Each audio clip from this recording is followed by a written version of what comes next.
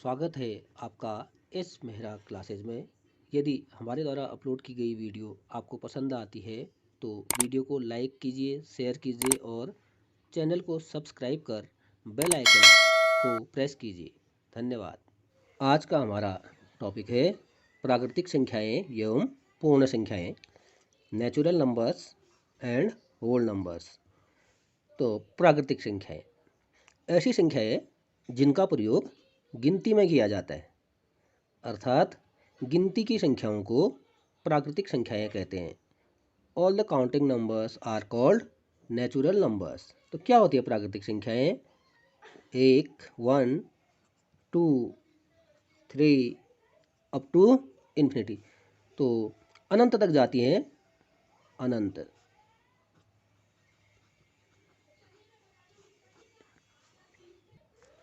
तो हम देख रहे हैं जो प्राकृतिक संख्या है वो गिनती की संख्याएं होती हैं, एक से शुरू होती हैं और बढ़ते जाती है अनंत तक।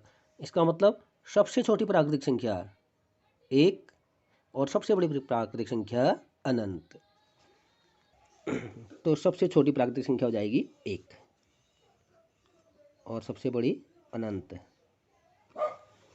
अब है पूर्ण संख्याएं। तो हमने देखा था कि ये प्राकृतिक संख्याओं का समूह है, 1, 2, 3 अनंत तक।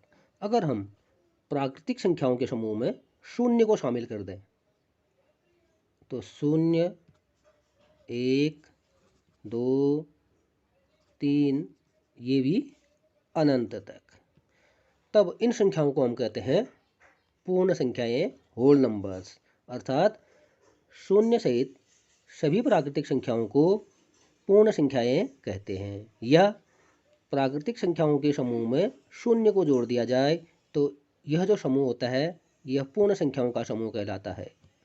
यहाँ पर हम देख रहे हैं सबसे छोटी पूर्ण संख्या शून्य और सबसे बड़ी पूर्ण संख्या अनंत। तो यह है सबसे छोटी पूर्ण संख्या शून्य, 0 smallest whole number, largest whole number infinity, अनंत। अब हम देख पा रहे हैं एक प्राकृतिक संख्या है, एक पूर्ण संख्या भी है, दो प्राकृतिक संख्या है, दो पूर्ण संख्या भी है। इसका मतलब सभी प्राकृतिक संख्याएं पूर्ण संख्याएं होती हैं। ठीक, सभी प्राकृतिक संख्याएं पूर्ण संख्याएं होती हैं, क्योंकि जो भी प्राकृतिक संख्या है वो पूर्ण संख्या के समूह में आती हैं।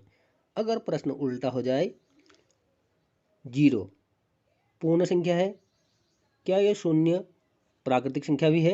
नहीं है, क्योंकि यहाँ शून्य है ही नहीं। इसका मतलब सभी प्राकृतिक संख्याएं पूर्ण संख्याएं होती हैं, लेकिन सभी पूर्ण संख्याएं प्राकृतिक संख्याएं नहीं होती हैं। क्यों? क्योंकि शून्य पूर्ण संख्या है लेकिन शून्य प्राकृतिक संख्या नहीं है।